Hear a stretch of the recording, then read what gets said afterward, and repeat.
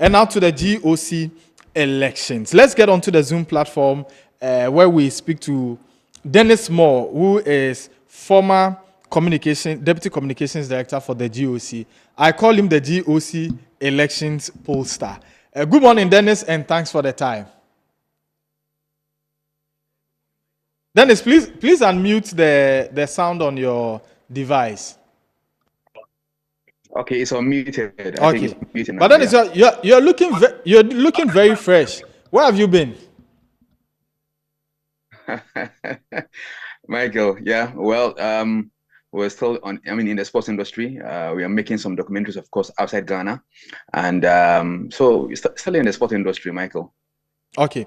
Now, Dennis, tell us about first of all, before I even get into the build up until this stage, we're hearing that there is the possibility of a court injunction on the elective congress set for Saturday. Have you also picked up any such information? And if indeed there are such considerations, what may have necessitated these considerations and from which quarters?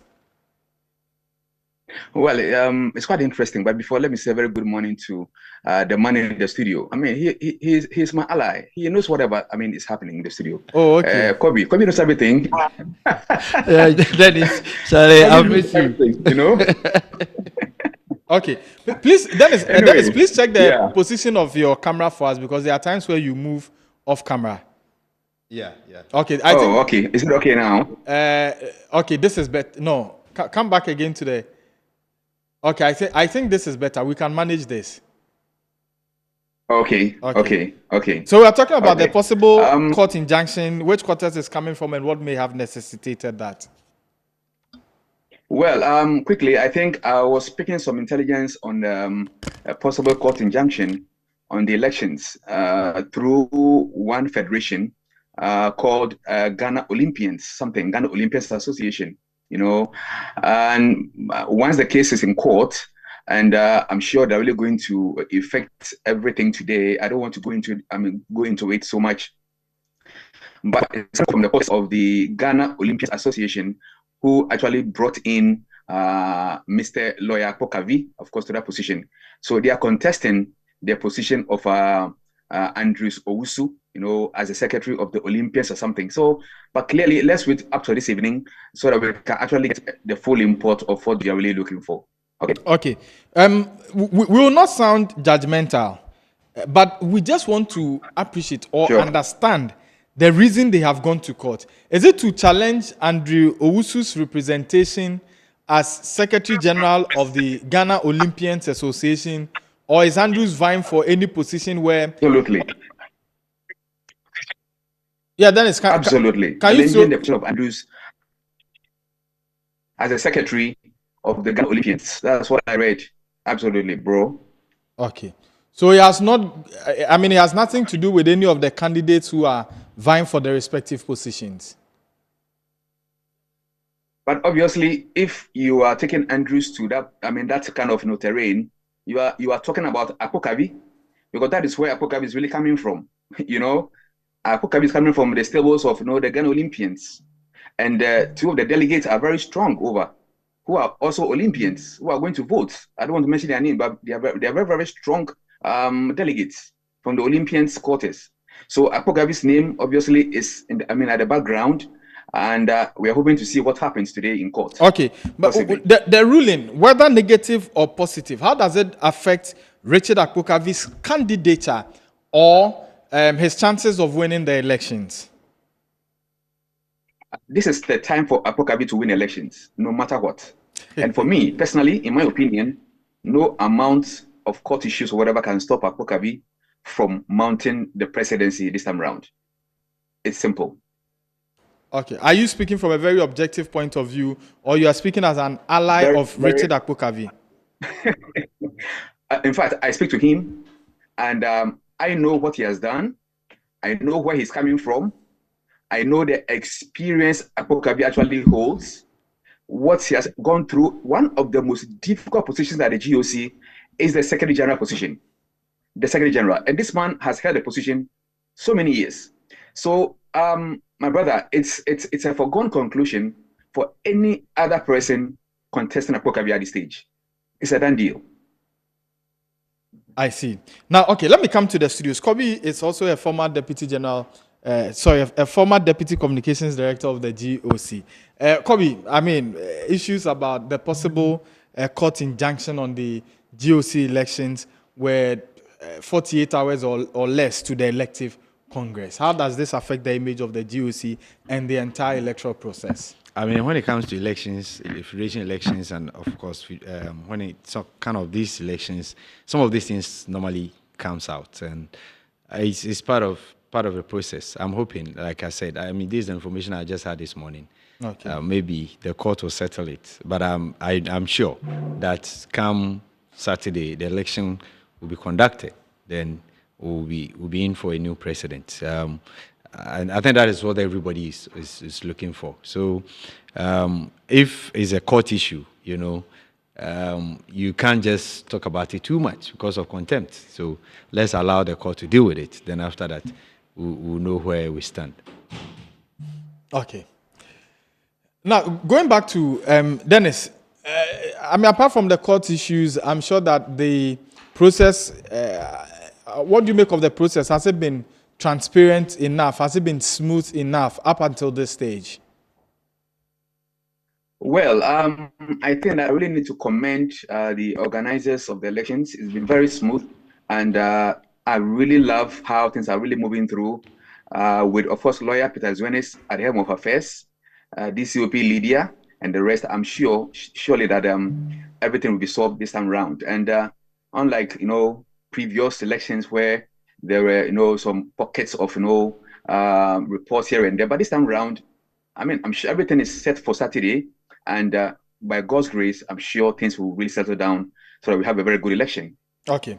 Let me take the opportunity to introduce our own Phil Johnny Cote of the Ignite Media Sports Desk, host of Sports Director on Metro TV every 6 p.m. weekdays to 7 p.m. Good morning, Phil, and thanks for the time. Good morning, Mike, and how are you, by the way? I'm well, by grace. Phil Johnny Cote is also one who has followed the affairs of the GOC with keen interest, covered the last Congress of the GOC held about 2 weeks ago.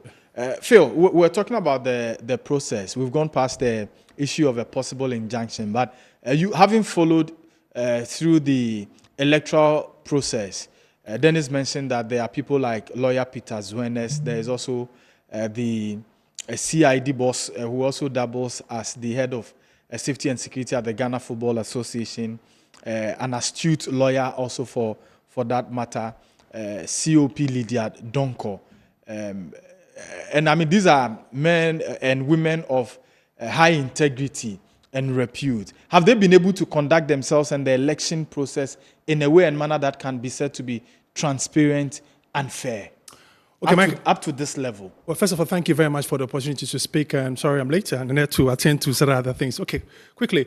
I mean, building up to the election has been very, very interesting. And just like Dennis is saying, monitoring things all the way from the United States of America, based on what happened over the years past elections of the GOC executives, that is why a lot of people have got eyes on it and seeing that anything possible can happen. Yes, our fingers are still crossed that there'll be no last-minute lawsuit. Anything at all can happen. I mean, whether you like it or not, there are divisions here and there between them. So yes, Saturday, everything we're hoping will be fine, but anything at all can happen. I was very glad that the extraordinary Congress held 2 weeks ago went smoothly. That was the first ever I witnessed a Congress by the GOC that there was no friction, it was a friendly atmosphere and everything. And for once, they approved the finance of the GOC. And I'm saying that Saturday will be very, very interesting. I like what Peter Zwenis and the team are doing, trying to get to things done over there. But over there saying things are happening and anything at all could happen. Just keep our fingers crossed that we'll get to Saturday,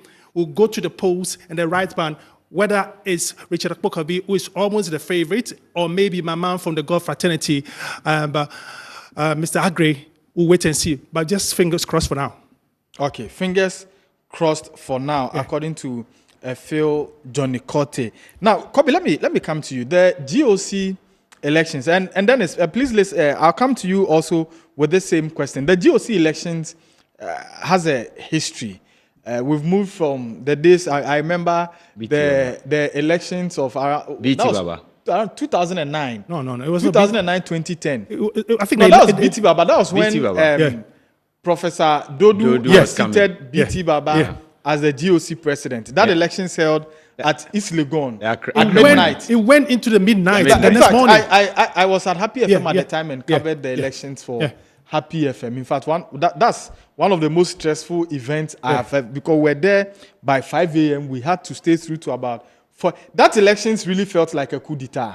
If we were to speak in plain language, Yeah. the whole process felt like a coup d'etat. And then we came to the Professor Dodu Yeah. Benunu Mensa. It was an election where people termed it as election of betrayal, where two close allies went separate ways, and then Benunu Mensa unseated the incumbent Professor Dodu. Then an ally of Professor Dodu. Richard Akpokavi was okay. There was an ally of Professor Dodu. Was an ally of Professor Dodu. Yes. So when Professor Dodu decided not to run the elections again, Richard Akpokavi came. Yeah. And then the incumbent Benunu Mensah won the elections. Yeah. Now, from this history, Kobe, and I mean the way you even chip in tells that you are well aware of this history. And then if you look at where we have gotten to, would you say that the Peter Zwenes-led elections committee, together with DCOP leader Donko, are in the process of giving us a better GOC Okay, election? just before Kobe you come in, there's a certain perception and image about the GOC that the sporting fraternity here in Ghana don't like. Even politicians don't like. The corporate Ghana don't like it at all. Okay. That is always stuck here in the push me and I push you, the tug of war thing. Yeah. The marketing aspect of the elections is nothing to write home about. Okay. Can we change that perception? And I think the Electoral Commission has taken all this into perception. They've approached all the candidates and said, look at me, on that very day, let's prove people wrong. And that is why things are a bit low. We are not hearing acrimony, we are not hearing bastardizing. But like I said, anything at all will happen. The Electoral Commission, led by Peter Zwenes, or the Electoral Committee, have done very, very well to sensitize the people within the sportive fraternity, and let's prove people wrong. And that has calmed things down. But like I said, let's keep our freaking cross, hoping that once of all, there will be no lawsuit prior to Saturday. Michael, I'm a student of GOC elections, so Yeah. I've followed through, and I knew everything. But one good thing about what happened through BT Baba, at that time we were all supporting BT Baba. Yeah. One good thing at that time was BT Baba and the late Mr. Appiah. Yes. He was the first it vice. Frank Appiah? Appiah. Yes. It was too acrimony. The acrimony was too much. But good thing that came out of that election was when the national federation, mother bodies, set things right, that federations should not be ruled by the sports authority. Hitherto it was the sports authority that was controlling the federations. And that thing changed that perception, that status quo. And it brought about what we have today. Though, like you said, it was like a coup d'etat. And of course, we all saw it because the politics in that was in that election was strong, but it happened. And BT Baba left and Professor Dodu came in, and after Professor Dodu came in, he also ruled for 4 years with Richard Akpokavi as the Secretary General. Then Benunu Mensah, who was the treasurer then. The team that unseated BT Baba, Nunu Mensah was the treasurer. At one stage, Nunu Mensah resigned. Then later came in to contest, and he unseated Professor Francis Dodu. For when Nunu Mensah was contesting, I supported Nunu Mensah. We did a lot of work for Nunu Mensah with my brother Dennis. So we were. You are with Benunu Yes, Mensah? of course. Okay. We were part of the Nunu Mensah team, and the same people took Nunu Mensah again to his second term. We did everything, campaign, everything with Dennis, with Shaban. We work for Nunu Mensah to win. So we've been on the trenches in terms of helping. With Charles Osesibi. With Charles Osesibi. No, the second coming the first coming. The first coming was Charles. Yeah. When after Nunu Mensah won the election, Charles became the GOC communications director, and I became a deputy together with I've forgotten the other guy's name. But later, Charles also fell out. You know, he fell out from the Ben team and went to Professor Dudu's side, you know, with Richard and all those people. Right. Then they brought Richard to contest Benunu Mensah. And I told you that when it comes to election, I trust two people when it comes to federation elections. I trust Shaban and Dennis. So these people, when they are talking, because they know, and of course, they've been in this game for long, and they understand it very well. So we were all in one team with Jerry Schwab, who is now the weightlifting president, and you know, Mohammed Shanu, who is the Secretary General now, you know, and they won the election. And now, you know, Ben is going. For me, I've told you here that I've been surprised if Ben had taken the decision to go again, because some of us, he told us that he would do only 2 terms. So if he had made his mind. That's what I'm saying that. That's what I'm saying, that I would have been surprised. Johnny, please put on your microphone. You understand? Johnny, I would have been surprised if he has taken that decision to go again, because from day one, me, Kobe Jones, he told me that he would do only 2 terms. You understand? And he was even saying that it should be part of, they have to even amend their constitution, the GOC constitution, so that they'll put it in it, that every president should do 2 terms. You understand? But I'm not sure that that thing was done. It hasn't been done as at now. But I'm also telling you that, yes, there's several. No, whatever decision, of course, things happen. Okay. You know, whatever decision that led to Ben saying that he will not go, I think it's good for him. Yeah. Okay. Because for me, and I told you, I've been supporting him 2 elections. If I've gone for this one, I wouldn't support him. You wouldn't have supported him? No, I wouldn't have. What are your reasons? No, because he told me he will go for 2 terms. Me, I don't like people who hang on for power for long. Okay. I mean, when you do 2... So it has nothing to do with the quality of leadership or otherwise? No.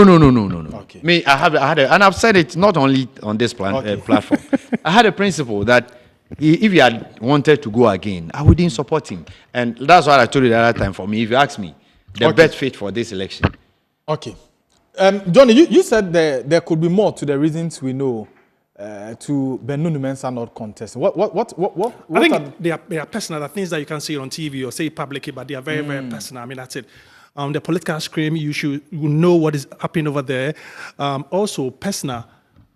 There are things that you can say on TV, but I'm saying that the reason why Ben said he was not going, as journalists, when you look at inner circles, you know the reason why he decided, but you can say it on TV. But as one who knows the in and outs of the Ghana Olympic Committee, the dynamics of the elections, do you think Ben would have won the election this time? Oh, certainly. He would have won. He has got a certain influence. It would have been a very close tie between him and Richard Akpokavi. Remember that he would have won. Okay. I spoke to him about 2 weeks ago after the extraordinary Congress here in Accra, and he said that other duties, personally, will not allow him to carry on. He thinks like he has done his part. New leadership will carry on. But if he'd have stood, he'd have won. He would have been a close tie between himself and that. Dennis, Kobe is just revealing to us that you were a close ally of Benunu Mensah in the 2 elections held. Do you think Benunu Mensah would have won the elections if he contested Richard Akpokavi this time? Michael, I think he would have lost. You think he would have lost? And what are your reasons? He would have lost. Because the grounds are not very good for him at this stage. Not at all. The grounds are not good. So he took a very good decision not to contest. It's a brave one, and I really laud him for that. If he had contested, he would have lost totally. Okay. Yep. Okay. Dennis, you keep that simple for us. And then I said that the question I asked Kobe, I was going to come to you with a follow-up question. Now, in elections like this, and I've been very active with student elections. So, and I've always said that a lot of the things that happens in student elections, especially at the tertiary level, are not too different from what happens in the partisan politics and also in the elections involving federations and matured people like the GOC. And there are times where you can clearly tell that the system, and when we talk about the system usually refers to incumbency and then the elections committee. There are times that you can see that the system is going for one candidate. That candidate may win, he may not win. With the signs and signals on ground, can we say that the system has a favorite, especially in the positions of the president and the general secretary? Dennis. Well, great one. I think the positions at the GOC that I'm so much interested in on Saturday is the presidency, the secretary general position, and then the treasury. These are the three areas that I'm so much keen on, because Michael, I think we shouldn't actually mince words. And I'm not somebody who actually sugarcoat issues at the GOC. It wasn't well at all. In the last 4 years, it wasn't well at all at the GOC. But just like my colleague said, Phil Johnny said, you can't mention certain things on air, but inwardly, it wasn't the best at all. So you would even ask yourself, why was I dismembered, or why was I sacked as a communication member of the GOC? Why was I sacked? Because I wouldn't actually stoop to certain things. Look, we came to office the last time as a green team. If my colleague Kobe will actually test to that, we had a green team. We came over and we outlined all that we wanted to do when we come to office. But the moment power actually got hold of people, all those visions actually vanished into thin air. And it's not something that we uphold. If you say yes, it should be yes. If you say no, it should be no. Simple, my brother. Now, coming back to the presidency that you asked, for once, I hold a very strong belief that somebody might have pushed Agri into contesting Akpokabi. Because Agri himself, looking at his history, his background and all that, for me, he should have waited a bit. Because, his journey throughout, even the last 4 years, if you're looking at all that, what he did, I agree should have waited a bit, because it is too much of a hurdle for him to contest Akpokabi at this stage. Now, it's like you are going through a battle, with somebody who is of high quality, A quality. I have worked with Akpokabi before. And the position that's so much tough at the GOC, as I mentioned, is the Secretary General. And this even draws my attention to one question that I pose to all journalists all the time round. That at the GOC, who controls the office? Is it the presidency or the Secretary General? Michael, to be very, very blunt with you, these are the main issues we are facing at the GOC. Who controls the office of the GOC? Is it the presidency or the Secretary General? That is it. If we are able to actually uphold on this thing very, very carefully, then GOC, will come back very strongly, and then we move on, for them to help the athletes and all the federations. This is what happened, during the last 4 years. So moving forward, Akpokabi against Agri for the presidency, I've picked already. I've done all my predictions. Akpokabi is really going to win. He's going to win massively against Agri. Agri is being pushed from my sources. What I see looks like the man is so interested, because any question you ask him, he refers to the old administration. So it doesn't actually mean that you actually strong-hearted to stand the position or the test of time. You are not. So for me, it's a done deal. The Secretary General, my boss is Sanu Mohammed, who happens to be the Secretary General of the President of the Ghana Cycling Federation and the incumbent of the GOC. He's been contested by another potent personality, Muniru from Ghana Swimming, also a lawyer. So it's going to be the battle of the lawyers. And Sanoon has the crowd favorite. He's the poster boy currently as we speak. But he really needs to be very firm now and campaign. Come out. If you really want people to vote for you, come out and speak delegate. Let's hear your voice. Let's hear you talking.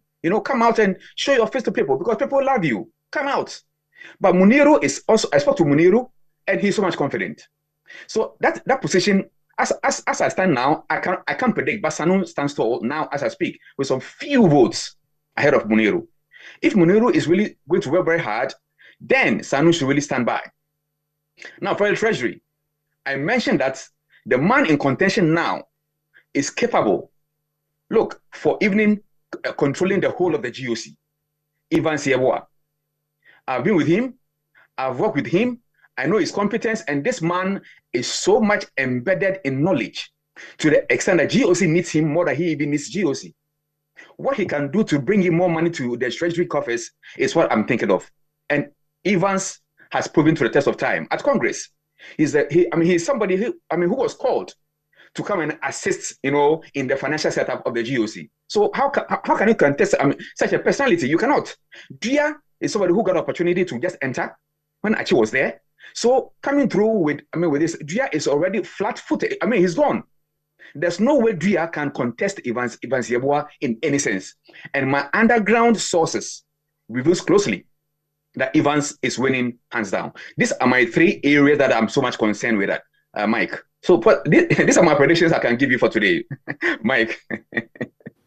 Dennis, thank you very much for those submissions, and you have done your projections already. Let me come to Johnny in the studio. Dennis made an interesting point that Mike Agri's time may not be, he may not have bid his time, and that he may not be well prepared for the elections, and that there are people who may be pushing him when he was not ready.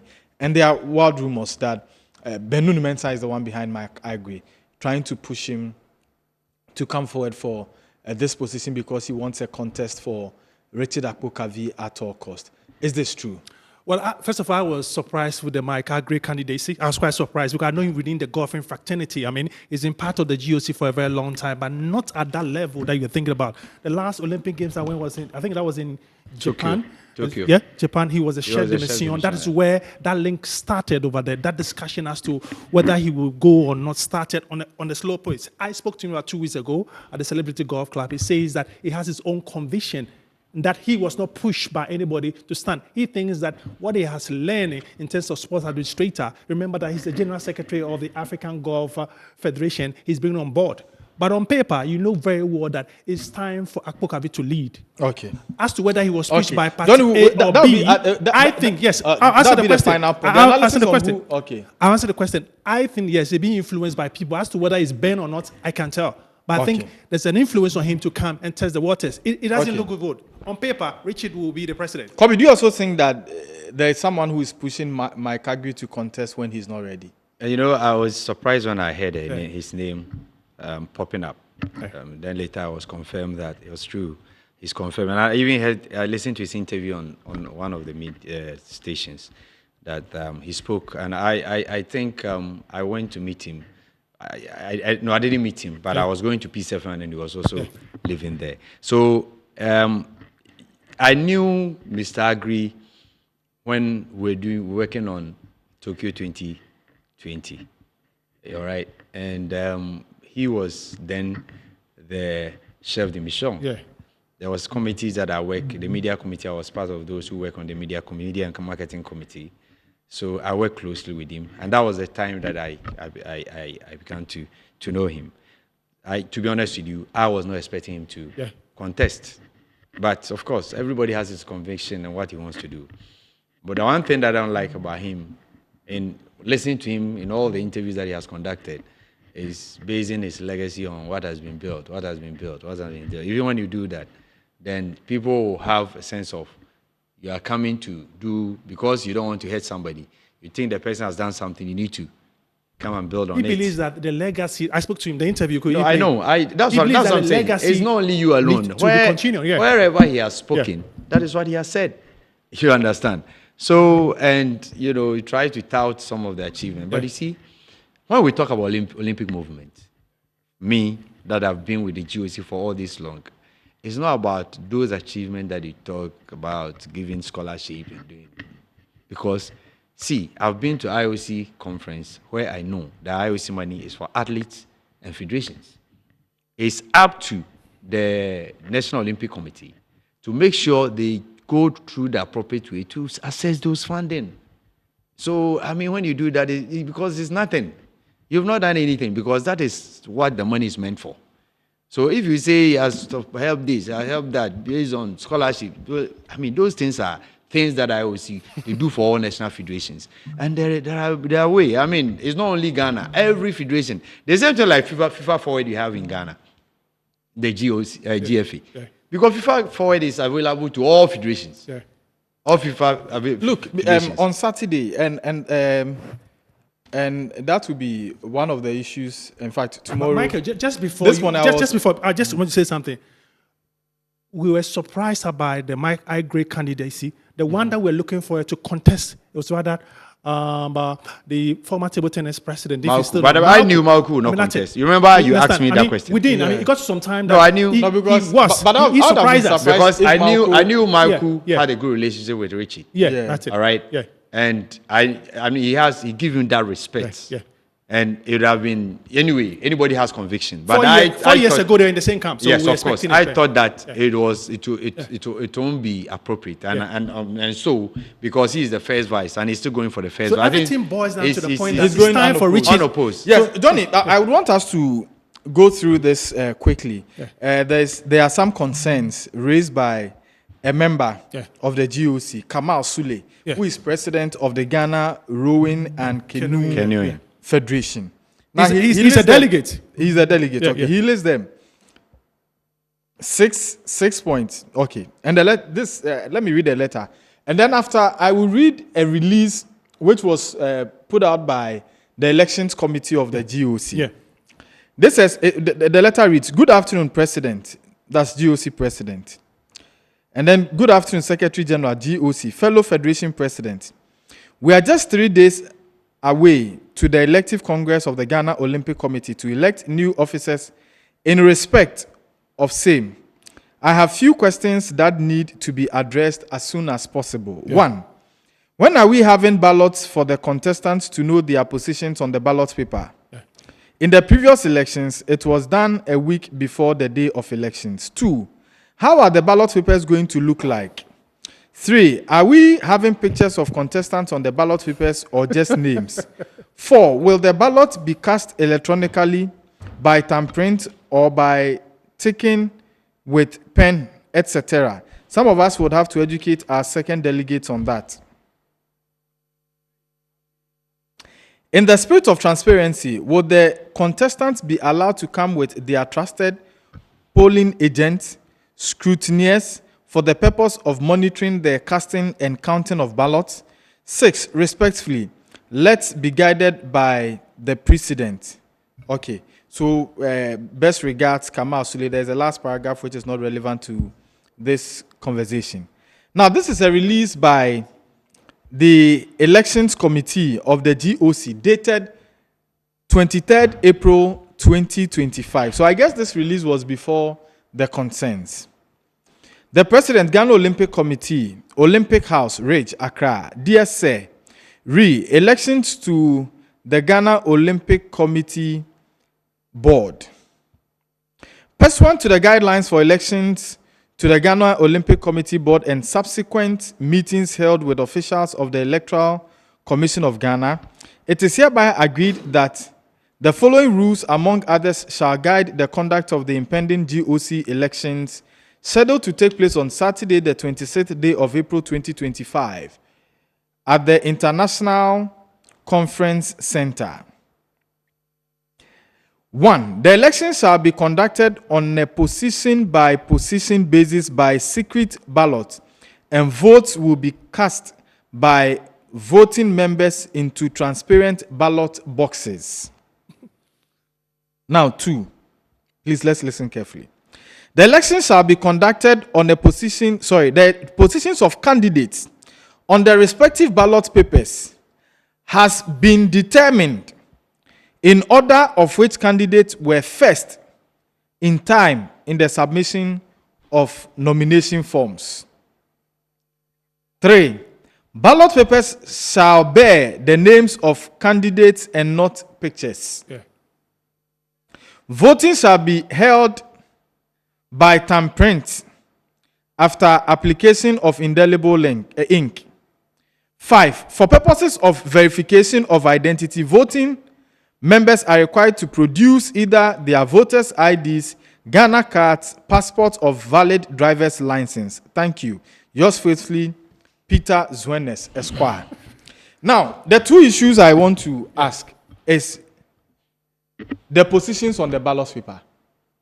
And for every standard elections that has been held in Ghana, and I made reference to my involvement in school politics and school elections, and even at the levels of SRC,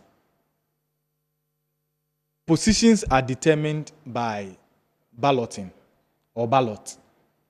Now again, I ask, Were the members informed before the submission of the forms that how early you submit your forms determines where you will be on the ballot paper? If they were not informed, what does that mean? So what it means is that the positions on the ballot paper has been determined already. But the question is, 2, how do we have an elections of this magnitude?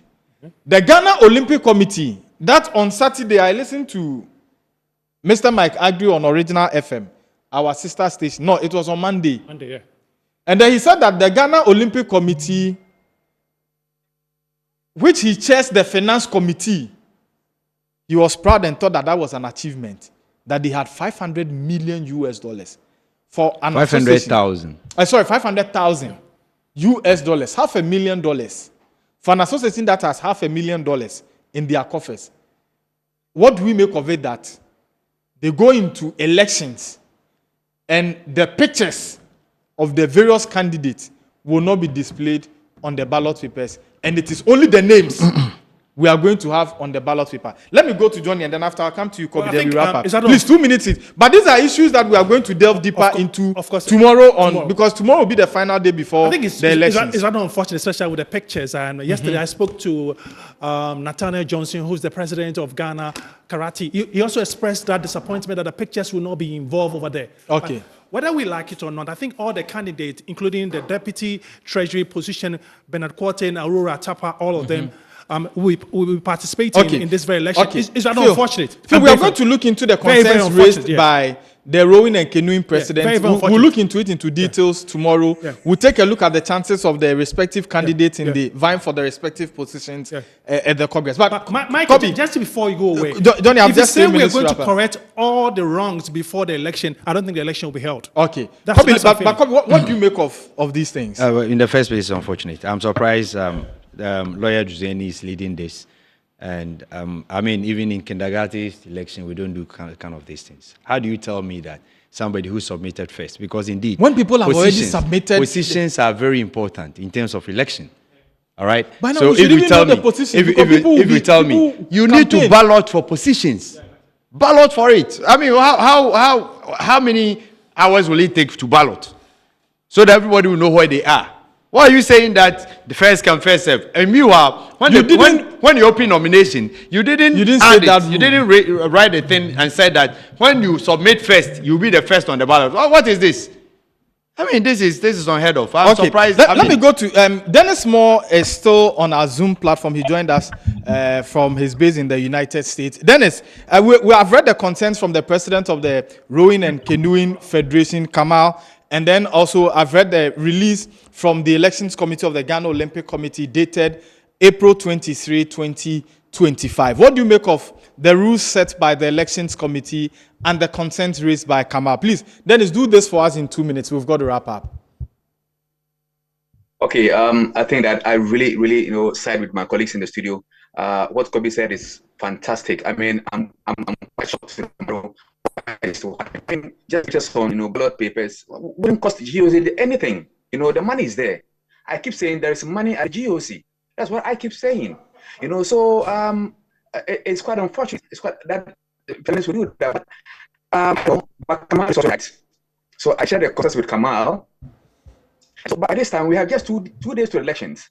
So all these things could have been cleared. A long time ago. So it's quite even last year, the last 4 years, it was fantastic. So why now? What happened? So if there are no pictures, people can vote with a picture. Not with their name. They want to see the picture. So the first come first serve basis for me has lost its credibility in the first place. And I think the election commission should wake up today or tomorrow. They can still do it. By tomorrow they can still do it. And if they really want to do it. So this is where I actually want all the federation heads to come out. All those who are really going to vote should come out quickly and talk, because they have if they talk tomorrow, it can happen. But for now, it's quite unfortunate. On my side, Michael, it's so sad for me. I think maybe they are considering the number of delegates that will be voting, which is only 64. Please, it doesn't matter. It It doesn't matter. Even if there are 5 people voting.